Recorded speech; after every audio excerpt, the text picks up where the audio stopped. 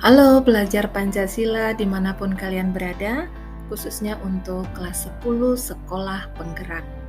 Nah, pada bab 3 kalian semua telah mengenal apa itu reaksi kimia dalam kehidupan sehari-hari. Terkait dengan pelestarian lingkungan ya, serta bagaimana cara menuliskan persamaan reaksinya. Nah, hari ini bersama dengan Ibu Rita, kita akan belajar apa saja yang menjadi ciri dari reaksi kimia tersebut. Perhatikan tayangan berikut. Ini disebut dengan reaksi pembakaran. Mengapa disebut dengan reaksi pembakaran? Kalian bisa melihat dalam tayangan ini muncul yang namanya asap. Asap itu berarti ada gas. Terjadi pembakaran karena ada oksigen. Dan hasil dari reaksi pembakaran itu adalah abu atau arang. Nah, contoh sehari-harinya seperti apa? Kalian bisa lihat ketika kita membakar petasan atau kembang api. Ini merupakan reaksi pembakaran dan berlangsungnya dengan sangat cepat. Tayangan berikut, kalian lihat dalam Erlenmeyer. Nah, Erlenmeyer ini ketika diberikan beberapa sendok zat kimia, maka terlihat keluar gelembung gas. Jadi, reaksi kimia juga menghasilkan apa yang disebut dengan gas. Yang berikut adalah contoh dalam kehidupan kita sehari-hari. Misalnya ketika orang tua kalian membuat roti, membutuhkan yang namanya ragi. Ragi itu diberi air panas, maka ketika diaduk nanti akan mengeluarkan gelembung-gelembung gas.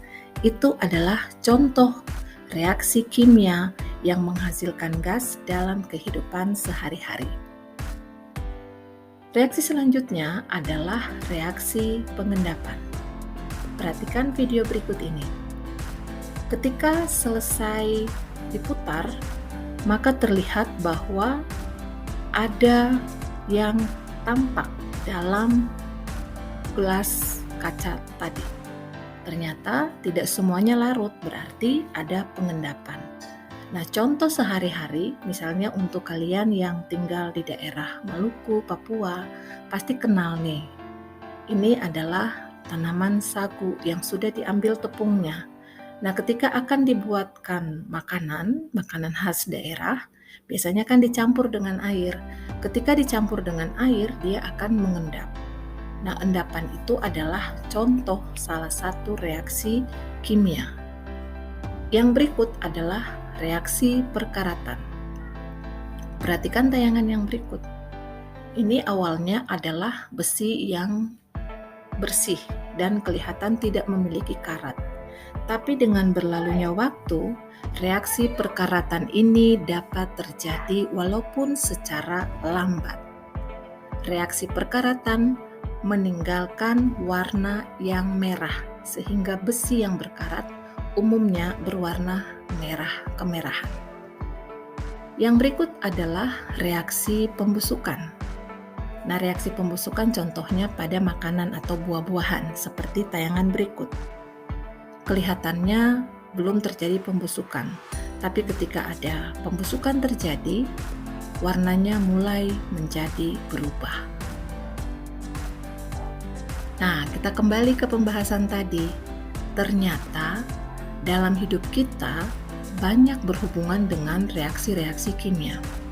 Nah, contoh reaksi ini, petasan adalah perubahan panas dan cahaya. Kalau kalian main kembang api itu kan ada bagian kecilnya itu mengandung fosfor atau P4 dan dia sangat reaktif ketika bertemu dengan oksigen. Dan persamaan umum reaksi kimianya adalah sebagai berikut. P4 tambah 5O2 menjadi 2P2O5. Ingat bahwa reaksi pembakaran selalu melibatkan oksigen. Reaksi kimia tadi juga sudah dicontohkan menghasilkan perubahan warna, contohnya perkaratan pada besi. Nah, gambar ini juga menunjukkan karat pada besi. Kalian perhatikan bahwa besi itu Fe, dia bereaksi dengan oksigen O2 dan juga dengan uap air, maka dia menghasilkan karat, lapisan tipis yang berwarna kemerahan. Inilah reaksi perkaratan atau disebut juga dengan korosi. Berikut adalah pembentukan gas. Contohnya dalam reaksi-reaksi fermentasi. Ini reaksi umumnya. Jadi gas itu kalian lihat hasil akhirnya ini CO2. Bentuknya adalah gas. Selanjutnya adalah pembentukan endapan.